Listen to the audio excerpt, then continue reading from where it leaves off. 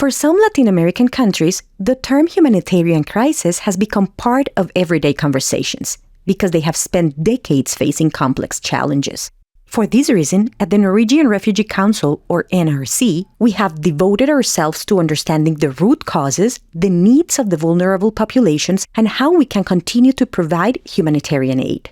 To begin with, we study the context of the crisis. We focus our attention on 4 countries: Colombia, Ecuador, Panama, and Peru, on 2 particular issues. The first is the armed conflict in Colombia. Although much has been said about the peace agreement, the conflict continues and is now harder than ever to understand. There are currently 7 internal armed conflicts in the country, and 60% of the rural population live in areas with the presence or control of armed groups.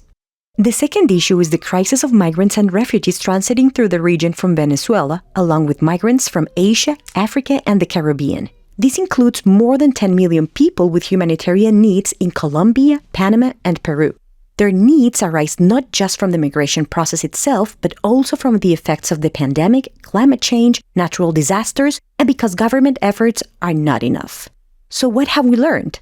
No matter how you look at it, it is quite concerning.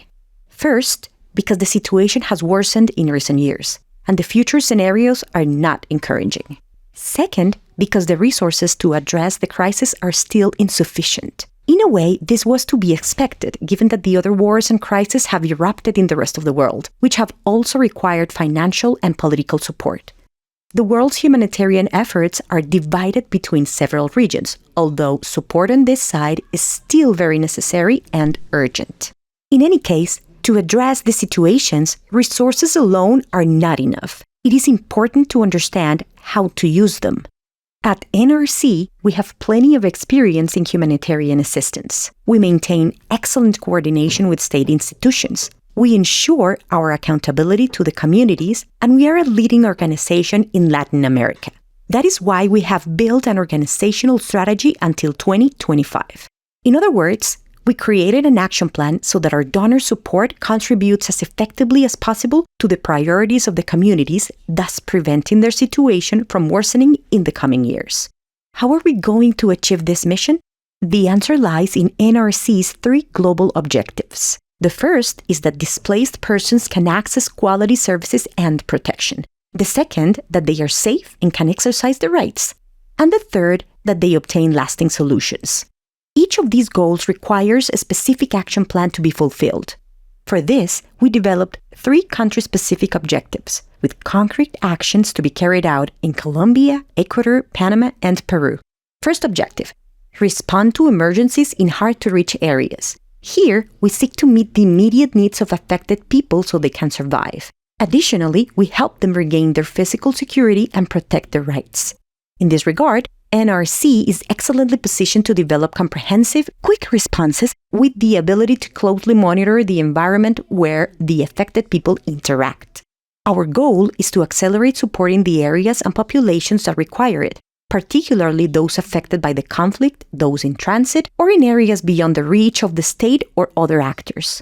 Second objective: recovery and resilience. We will help people recover from emergencies, maintain their physical security, and reduce their exposure to future risks. Specifically, we will train local institutions and prepare communities to act on their own in the face of adversity. Here, we already have covered a lot of ground, since NRC has put efforts into extending the reach of its actions after an emergency occurs to include the recovery phase. This way, we ensure that our initial response is prolonged in the emergency, especially in communities that face these situations frequently, those with chronic emergencies, and also in groups and individuals affected by confinement and restrictions of freedom of movement. Third objective: contribute to lasting solutions. We focus on those who have been displaced, have returned, or are in a new place in the process of integration with the local communities. Our goal is that they no longer require assistance or protection and can enjoy their human rights without discrimination in such a way that their life, safety, freedom, and health are not at risk.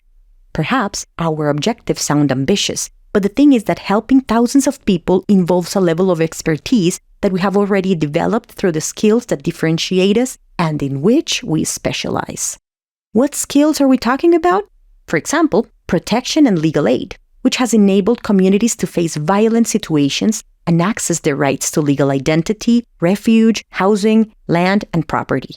In addition, we are experts in providing access to inclusive education opportunities that empower children and youth even during a crisis. We strive to ensure that the most vulnerable people have necessary food after an emergency and access to livelihoods and lasting solutions, as well as sanitation services, water, and shelter.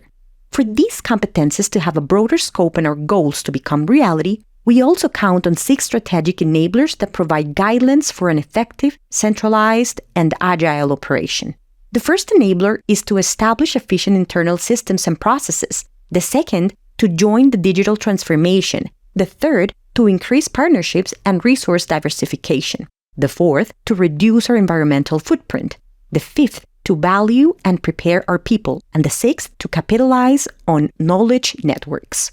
So that is it. This is the grand strategy we have in place to help thousands of affected people in Colombia, Ecuador, Panama, and Peru. We will continue to commit to generating changes so that rights are respected and people are protected. We have already acquired the necessary experience and talent to achieve this, but the will to act is always the key. If the will to act becomes contagious, our predictions may change, and the lasting solution may be much easier to reach in the not-so-distant future. With your support, we will continue to be part of the change. For more information, visit our website.